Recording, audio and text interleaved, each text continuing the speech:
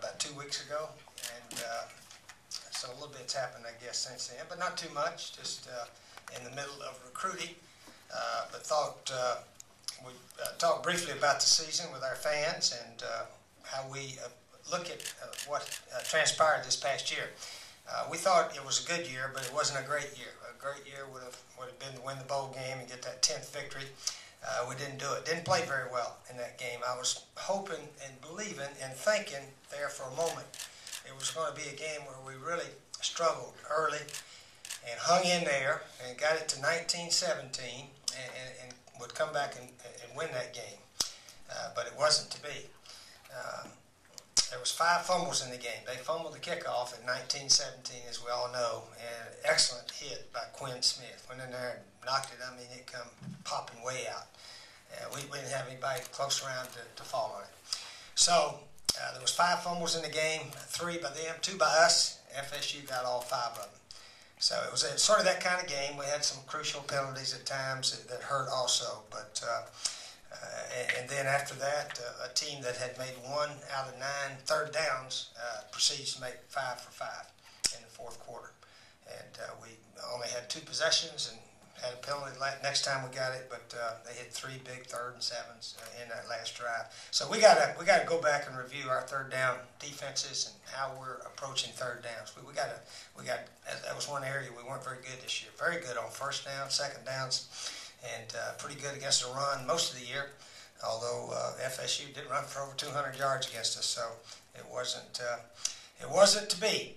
I thought the effort by our guys was pretty good by most of them. 1 or 2 guys played about like always, but overall for the team, the effort was very good when we watched the tape and looked at it. But anyway, going back, we set a lot of goals, and we will actually set these same goals for the coming season. And try to see how many we can reach when it's over with. We won 8 games. We won 9 games. That was 2 of our goals. Did not win 10. Did not go undefeated at home. Won the Eastern Division. Did not win the SEC. Did not win the bowl game. We did beat Clemson, and we did finish in the top 25. Finished number 22 in the country in both polls. So that was... that's a good year. That is a good year when those kind of things happen, but certainly not a great year. So that's the way we looked at it. We'll regroup. I know a lot of people believe when you win the bowl game, everything's a lot nicer through the off season, and it probably is. The other side of it, when you don't play very well, the coaches are a little bit more irritated, and hopefully can get the attention of their guys and have a productive spring practice. We got a lot of areas we need to get better, and hopefully this spring we can do that. Since one of the websites already got what we were talking about this morning, I apologize, some kind of leak got out that we're switching 1 or 2 coaches around, but hopefully that won't happen much anymore. But anyway, we're thinking right now that Shane Beamer will just completely handle special teams and free up him to work special teams all the way. I really believe we got to get more of our first team players on the special teams. We didn't make much happen this year, and our best field position against FSU was when they kicked off out of bounds. That was the only field position we had. We can't make the other team punt on their own 5-yard line, and then we start on our own 25-27. The guy hit a long punt, we catch it, go backwards, and there was a holding penalty to add 10 more. I mean, just little things like that it's hard to overcome. You need some good field position, and we did not do that well all year, and especially in the last game. So we're going to try to free up Shane. I think what we're doing is sound. I just don't think the players or whatever reason we're not getting much done, but we'll continue to work on special teams. G. Punter will go over and help Ellis with the defense. So we'll have 4 full-time guys on defense, and that's what most schools have. And certainly Jeep has been a defensive coordinator actually in college. I think Eastern Kentucky several years ago. And so he's coached secondary, and we think he'll be fine back there and do an excellent job. But that's about it. Other than that, offensively, defensively, special teams, a lot of positions up for grabs. We'll give everybody a chance in the spring and go from there. We'll try to scrimmage quite a bit. We've actually learned a new way to scrimmage where you just wrap up. You don't tackle to the ground, and you can get a whole bunch of plays in, and your quarterback can get a lot of snaps and repetition. So we'll do that a lot this spring, and hopefully will be beneficial for us. But other than that, that's about where we are. Trying to finish up recruiting. We're in the midst of, we think, an excellent recruiting year. Of course, there's 4 or 5 big names still out there. 4 or 5 of them are still out there, so we'll find out if we're going to have a great one or just a good one. We got a good one right now, very good, and it could end up a great one if some of these last few guys come with us. Okay, any questions? Coach in the back. Coach? Yes. First, thanks for the time, and I know it's hard to quantify how much better the program is after 6 seasons after you being here, but I'm sure you would feel as if it's better than the way you found it, but maybe the relationship is a recruiting question. How much more open is the door for, and kids are receptive to coming to South Carolina now as compared to when you first came? How more likely is it that you can get top recruits to come to South Carolina now? Well, hopefully a lot more attractive now than it was 6 years ago because of the facilities.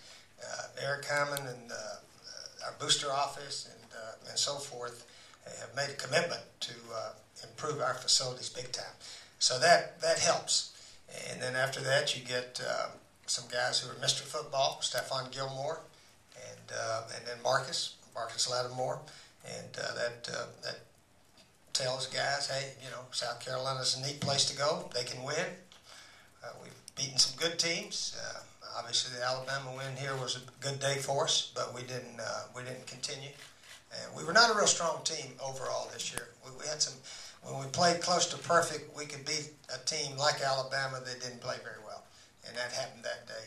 So we're not at a level we hope to be, but we hope to get there. And certainly, we believe the opportunity is for us to become a top of the SEC type team. But there is some good ones in the SEC, and we played just about all of them. We only have to play 3 teams from the West. That's good, I guess, right now, because they were by far the dominant division of the SEC this year. But anyway, recruiting is much better, I think, than it was 6 years ago. But we still have to keep pushing and fighting our competition. Competition's out there also. Coach, you said Coach Beamer was only going to be special teams. Is he still involved in recruiting? Oh, yeah, he's still recruiting coordinator. Yeah, he's a recruiting coordinator, and in fact, he's out on the road, maybe coming back right now. Coach, kind of on that same line, will any of the other coordinator tags change, or will they remain the same? Yeah, they're the same right now. Yeah. What about the defensive positions? I think you're kind of shuffling some of those around and maybe making it more, where it almost kind of makes more sense, where the Spurs and linebackers are together and the safeties are together. Is that correct? Yeah, possibly. Yeah, it's possibly. Yeah, I think Coach Ward will handle the corners mostly, and Jeep with the safeties right now. But that could interchange around. Depends on how Ellis and defensive guys feel is the best right now. Did you like the way it was last year? Do you think? Well, what happened? Coach Beamer was doing special teams, so he actually had a player or 2 over there. So we finally gave his guys pretty much to Lorenzo and him, and we had him doing too much. He was doing too much. He volunteered for too much, and I wasn't smart enough to see he had too much on his plate. So this evens it out a lot more. Evens out the workload of the staff a lot better, certainly. And Jay Graham will take over the tight ends. With DeMarco Patrick, of course, he played tight end and fullback, and so really Coach Graham had him here and there, and then, of course, Jeep just had tight end, so he needed to do more, and this will give him an opportunity to get a lot more involved. All right, what else we got? Steve, as you look at another SEC team winning a national championship, is there a blueprint that those teams have established? As you look at them, do you see certain things that say, these are where we have to be? Well, it's funny. I talked to our guys. We had a meeting Wednesday, I guess, the team, and I said, you guys remember when the first time we played Auburn. We're at Auburn, and we're hit 20-14 at halftime, and we're sort of mad because they had that drive right at the end of half to score. We had them 20-7, and we really thought we were going to go in there and beat them. Clemson should have beat them. Kid dropped a pass, or it could have been a little better pass in overtime, then they missed a field goal. So Auburn, they were a good team, but everything went their way. Also, they have to admit to that. They won 4 games by 3 points, I think, and then the Alabama game by 1 point, and so forth. So they had the knack and the ability to win the close games, and you got to give them credit for that. They won all of them and won all the close games. So that's why, in a way, man, I was hoping that would happen for us against FSU and give us a little confidence that even though it goes bad early, you can still come back and win. And then we didn't do it. So disappointing. But anyway, back to the first Auburn game. I mean, we thought we were just as good as they were. And